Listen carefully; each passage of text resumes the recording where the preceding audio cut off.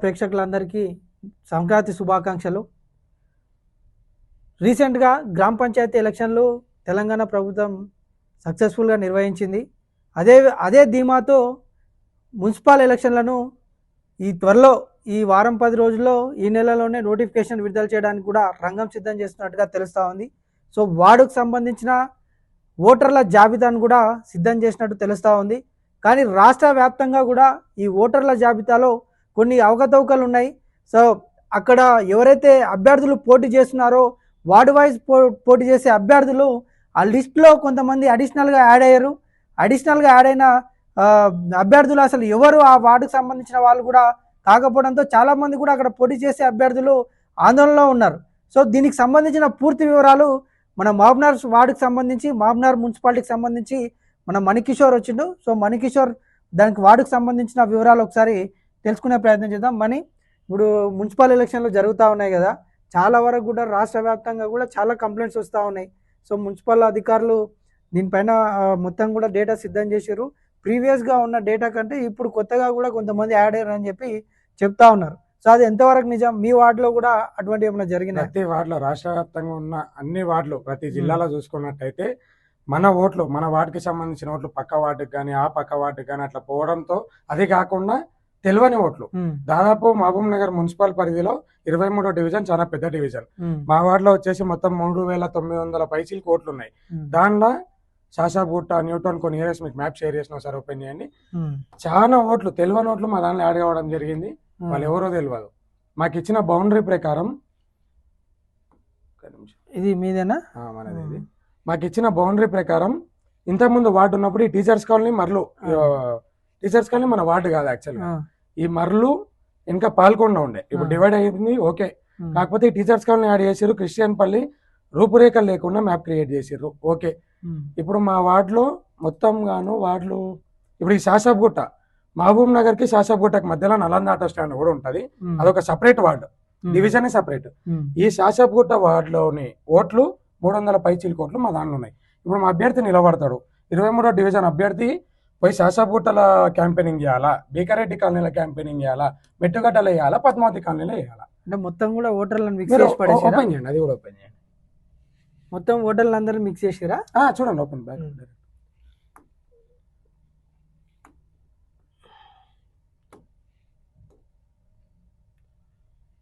ఇప్పుడు చూసుకున్నట్టయితే మెట్టుగడ్డ 109, 110 ఇది 74 అనేది మన assembly number.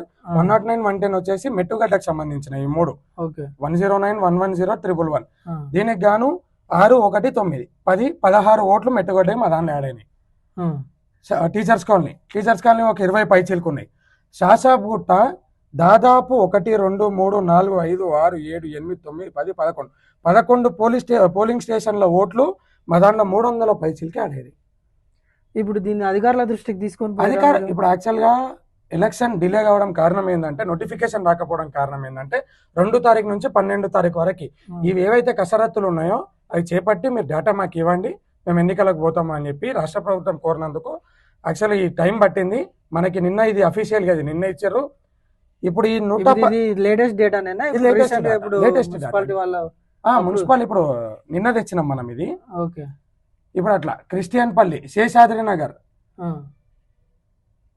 Bhagiratha colony, Ganesh Nagar, Christian పల్లి, బీకారెడ్డి కాలనీ ఇవన్నీ మ్యాప్ ఓపెన్ చేసుకున్నట్టయితే మీకు పేరుకేమో వార్డు మర్లు, నలంద ఆటో స్టాండ్ అవుట్లు లేవు. మర్లుకి నలంద ఆటో స్టాండ్, శాసాగుట్టకి మధ్యలో నలంద ఆటో స్టాండ్ ఉంది. ఇప్పుడు ఆ డివిజన్ దాటి వచ్చి మా దగ్గర ఓట్లు వేసే ప్రసక్తి ఎట్లుంటుంది?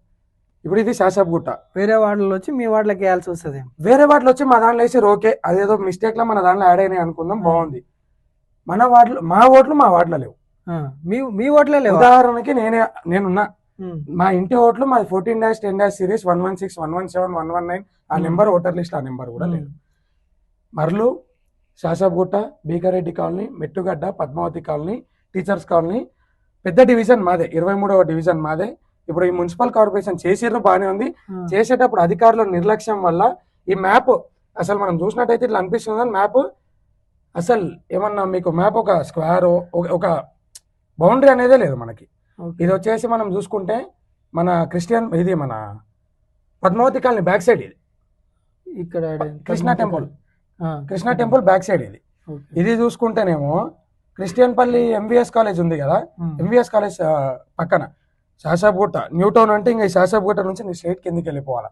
ఆ న్యూ టౌన్ లో ఓట్లు ఉన్నాయి మా దాంట్లో, బికారెడ్డి కాలనీలో ఉన్నాయి, పద్మావతి కాలనీ ఉన్నాయి, మెట్టుగడ్డ ఉన్నాయి. మళ్ళీ మా మధ్యలో డివిజన్లు ఓకే యాడ్ అయినాయి అంటే ఓకే.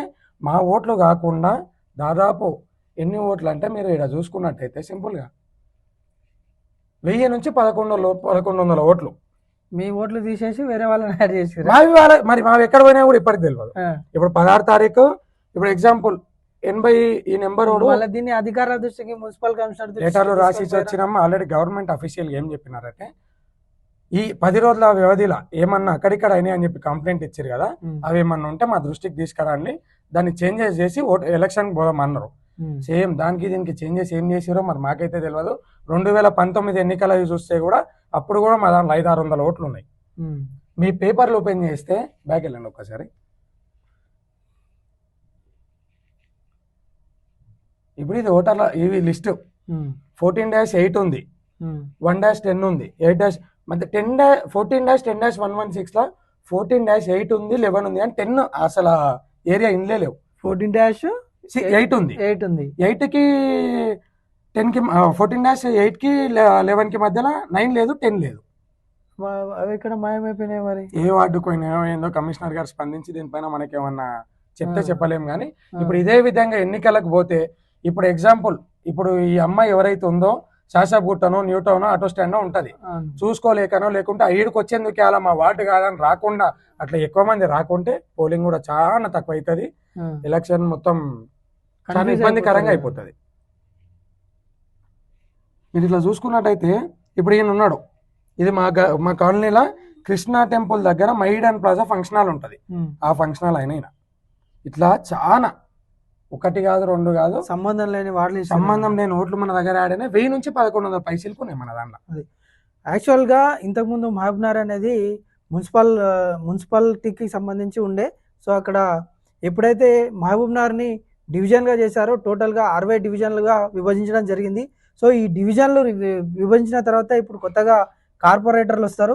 సో ఎక్కడైతే డివిజన్లలో ఈ వార్డులు ఏవైతే ఉన్నాయో పోటీ చేసే అభ్యర్థులు కూడా చాలా కన్ఫ్యూజన్లో ఉన్నారు. ఇక్కడ వాళ్ళ ఓట్లే మాయం చేసి వేరే వార్డులో కలిపేసారు, వేరే వాళ్ళ ఓట్లు తీసుకొచ్చి ఇక్కడ కలిపేసారు.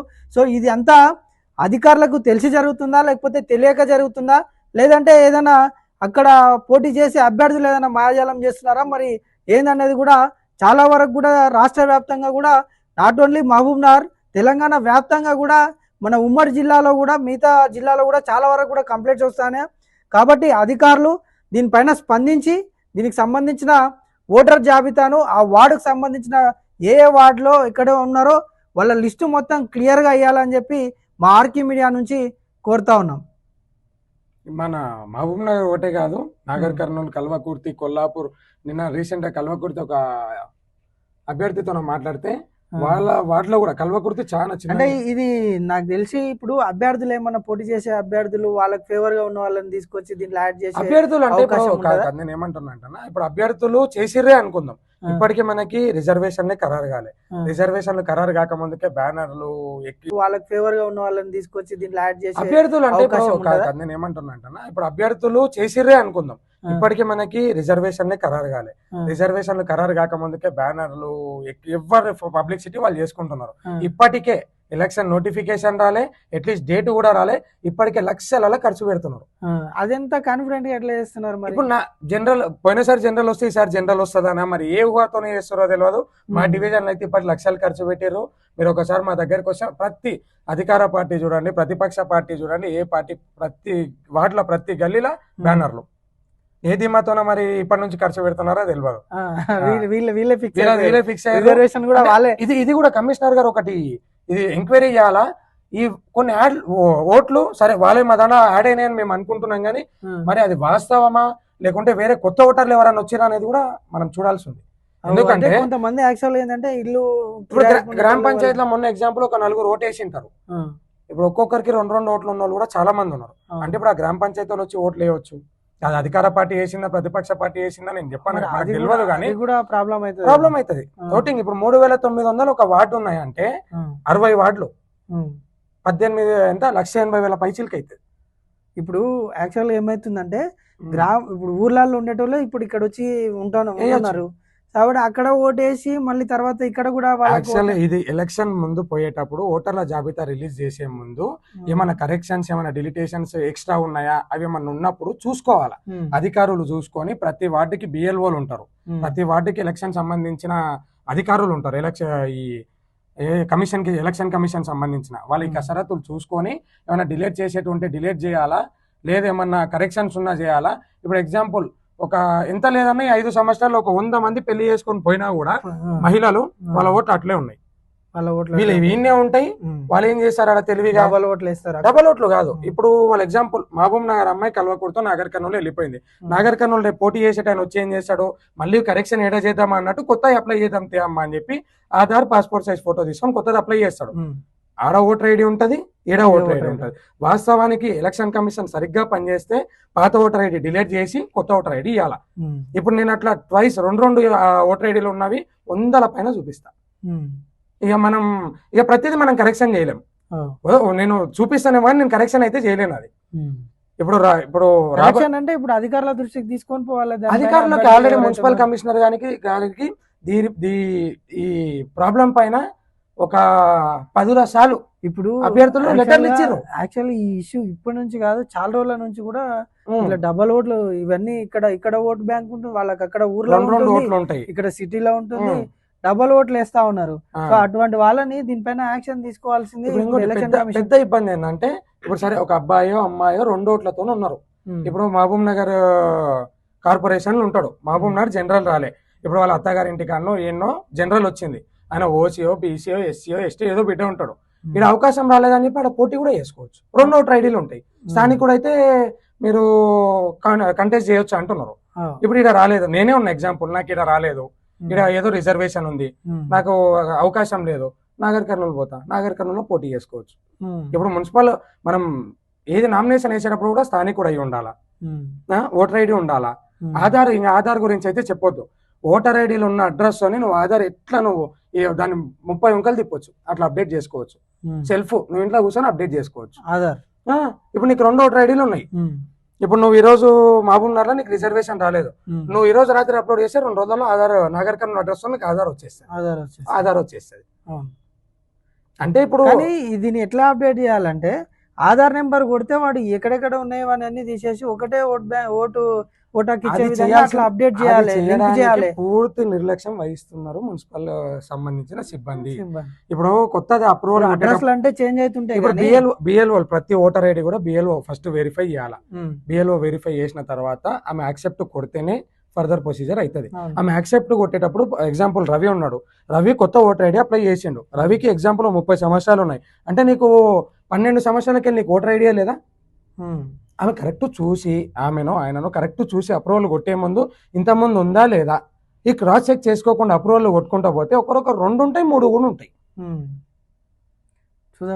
దీనిపైన మున్సిపల్ కమిషనర్లు రాష్ట్ర వ్యాప్తంగా ప్రతి నియోజకవర్గం కానీ జిల్లాలు కానీ కమిషనర్లు సక్రమంగా పనిచేస్తే ఎలక్షన్ సజావుగా సాగుతుంది, పోలింగ్ కూడా మంచి పర్సెంటేజ్తో అవుతుంది. నెక్స్ట్ ఫర్దర్గా ఏమైనా ప్రొసీజర్ ముందరకు పోవాలన్నా కూడా మంచిగా ఉంటుంది. ఇప్పుడు ఇదే నిర్లక్ష్యంతో ఎన్నికలకు పోతే చాలా ఇబ్బందులు పడాల్సి వస్తుంది. మున్సిపల్ కమిషనర్ గారికి మహబూబ్నగర్ సంబంధించిన మున్సిపల్ కమిషనర్ గారికి చేస్తున్న విజ్ఞప్తి ఏంటంటే ఇక్కడ ఓట్లు తారుమారు అయినని చెప్పి చాలామంది కూడా మా వరకు కంప్లైంట్స్ వస్తూ ఉన్నాయి. సో చాలామందికి కూడా గ్రామ పంచాయతీలో ఓట్లు ఉంటున్నాయి, మరి ఇక్కడ డివిజన్లో వాళ్ళు రెంటర్స్ కూడా ఇక్కడ కూడా ఓట్ బ్యాంక్ ఉంటుంది. కాబట్టి అవన్నీ క్రాస్ చెక్ చేసుకొని అటువంటి అవకతవకలు లేకుండా ఇప్పుడు ఈ టెక్నాలజీ ఎంత డెవలప్ అయింది, ఈ టెక్నాలజీని అన్ని రకాలుగా వాడుతున్నారు. కానీ ఈ ఓటు బ్యాంక్ విషయంలో ఎందుకు ఈ టెక్నాలజీ వాడతలేరు? ఆధార్ లింకప్ చేసి ఆ వ్యక్తికి ఎన్ని ఓట్లు ఉన్నాయి, ఎక్కడ ఓట్లు ఉన్నాయి అనేది ఆధార్ లింకప్తో చేరారు. ప్రతి విషయానికి కూడా ఆధార్ లింకప్ చేస్తూ ఉన్నారు కదా. సో దీనికి ఓట్ బ్యాంక్ విషయంలో ఎందుకు నిర్లక్ష్యం వహిస్తూ ఉన్నారు? సో ఎవరి లోపం ఇది? బిఎల్ఓల లోపమా, లేకపోతే ఇక్కడ కావాలని అధికారులు ఇవన్నీ చేస్తూ ఉన్నారా? అధికార పార్టీకి సంబంధించిన వాళ్ళు కానీ ఎవరైనా